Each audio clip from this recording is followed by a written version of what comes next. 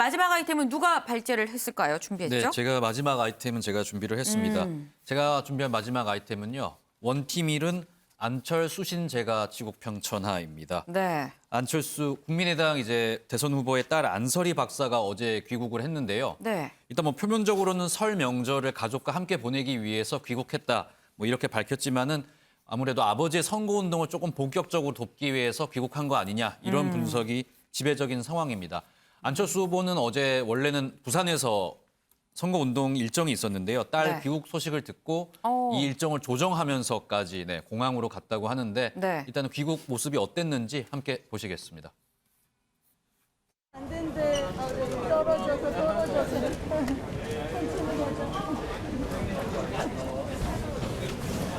정말 오랜만에 딸을 보니까 너무 반갑네요. 저 외국에서 힘들 텐데도 인류를 위해서 꼭 필요한 연구들을 잘 수행하고 대한민국의 국위도 선양해서 너무 기특합니다.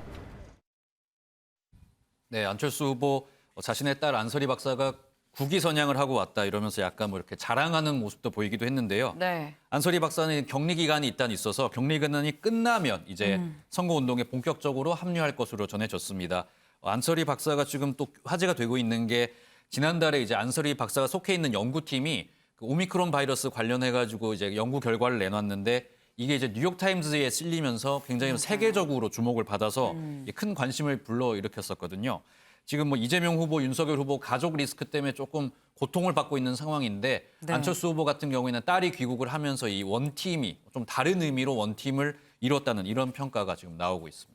네, 지금 보니까 뭐 저 가족은 온 가족이 박사입니다. 안철수 후보 박사죠, 김미경 교수 박사죠, 이 딸 안설희 씨도 박사인데 이 은영미 위원님 지금 이 현재 거론되는 여야 후보들 중에서 글쎄 뭐 거의 유일하게 이른바 자식 덕을 볼 수 있는 유일한 후보가 아닌가 하는 생각이 듭니다. 네, 그렇죠. 자식 덕분만이 아니라 부모도 사실 어떻게 보면 도덕성 측면에서 안철수 후보와 김미경 부인 김미경 교수, 그다음에 딸 화학자거든요. 미국에서 네. 지금 포스닥 과정에 네네. 있는데 굉장히 성실하게 살아가고 열심히 사는 아주 도덕성에서 문제가 없는 그런 가족이다. 그러니까 대통령 후보의 자격 중에 수신제가 치국평천하라는 점에서 봤을 때 네. 가장 높은 점수를 받을 수 있는 후보가 안철수, 그 셋 중에서는 이재명, 윤석열, 셋만 안철수 놓고 후보. 봤을 때. 왜냐하면 다른 뭐 심상정 후보도 있으니까 이제 셋만 놓고 네네. 보면은 안철수 후보가 가장 그 수신제가 치국평천하에서 가장 높은 점수를 네. 받을 수 있는 후보이기 때문에 이번에 이제 그 귀국하는 장면 보여준 거는 그런 점에서의 다른 양강 후보들과의 차별점을 부각시키는 그런 효과가 있지 않겠나 싶어요. 그런데 지금 우리나라 대선이 지금 도덕성에서 점수를 물론 이제 도덕성이 이재명 후보나 윤석열 후보나 발목을 잡는 올라가는데 발목을 잡는 그런 측면의 변수는 되는데 네. 그것 때문에 막 대통령을 뽑겠다 이런 정도의 문제 변수는 아니거든요. 그렇기 때문에 안철수 후보가 도덕성 측면이라든가 그런 뭐 가족 리스크 측면에서는 산 점수를 받는 게 마땅하지만 그것만 봐가지고 지지율이 올라갈 수는 없고 앞으로 이제 풀어야 될 문제들이 많죠. 근데 이제 지금 안철수 후보 지지율이 한때 17%까지 올라갔지만 네. 지금 한 10%대 중후반, 초반. 중 밑으로 중간 네. 밑으로 좀 내려온 상황이기 때문에 여기도 이 설 연휴가 변곡점이에요. 그래서 설 연휴 때 최대 한 20%까지 끌어놔야지 앞으로 혹시 단일화를 하더라도 윤석열 후보와 단일화를 하더라도 주도권을 가질 수 있거든요. 룰이라든가 나중에 이제 차기 공동 정부를 구성한다든가 이런 거에서. 네. 그런데 이제 이게 이제 그 아직 지금 어려운 상황이라는 거죠. 그래서 TV 토론을 설 연휴 때 하는데 여기에 지금 끼어들기 위해서 안철수 후보가 지금 방송금지 가처분 신청을 냈잖아요. 그래서 만약에 안철수 후보 없이 양강 후보만 만약에 TV 토론을 한다, 그러면 안철수 후보가 지지율이 반등할 수 있는 계기를 좀 뺏기는 거기 때문에 이게 어떻게 진행되느냐 이게 또 지지율에 크게 관건이 될 것 같습니다. 네.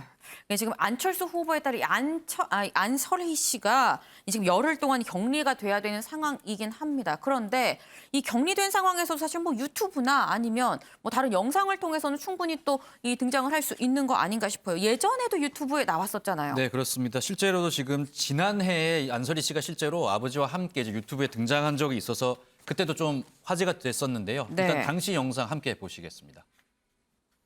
안철수님을 삼행시로 지어주면 고맙겠습니다. 재미나겠쥬라고 했는데 그러면은 제가 안 하면은 거기에 따라서 하고 이러면 될 것 같으네요. 자, 안철수 후보는 철, 철인같이 강하고 수. 수소같이 핵심적인 인물이다. 아, 제가 화학자니까 네, 수소를 좋아하거든요. 수소를 가지고 또 어떻게 보면은 화학자만이 이해할 수 있을 수도 있는데.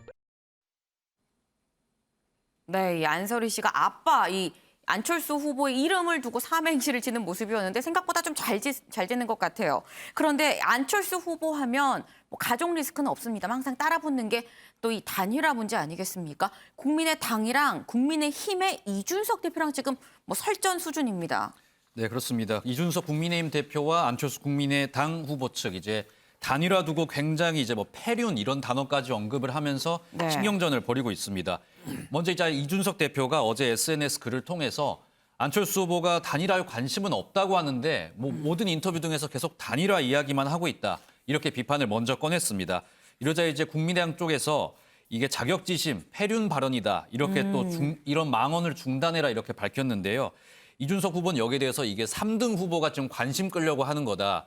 이렇게 또 반박을 했는데 여기에 대해서 국민의당 쪽에서는 네. 예전에 안철수 후보가 서울시장, 오세훈 서울시장 선거까지 도운 적이 있는데 국민의힘에서 이건 이렇게 도의적으로 좀 막말을 하는 건 아니다. 이렇게 이야기를 했거든요. 이준석, 안철수 뭐 정치권에서는 뭐 알아주는 앙숙들이지 않습니까? 네. 그리고 뭐 앙숙인 뭐 개인적인 감정을 떠나서 단일화를 지금 두고도 안철수 후보 측에서는 고민이 지금 굉장히 많아질 것으로 그런 예상이 나오고 있습니다. 네, 이 안철수 후보 얘기를 하면서 단일화 얘기를 안 할 수 있는 상황이 된다면 안철수 후보가 그만큼 많이 좀 이 지지율적인 측면이나 이 성장한 게 아닌가 하는 그런 생각을 좀 해봅니다. 이 오늘의 탑뉴스를 좀 정해보겠습니다. 이 오늘의 탑뉴스, 이 김건희 씨 녹취 논란, 사실 무속 논란에서 지금 원팀 논란으로까지 번지고 있는 그런 상황이죠. 때문에 이수아 기자가 반발 더 깊게 들어가서 취재한 부분, 이 국민의힘의 원팀 분열 상황을 오늘의 탑 기사로 결정하겠습니다.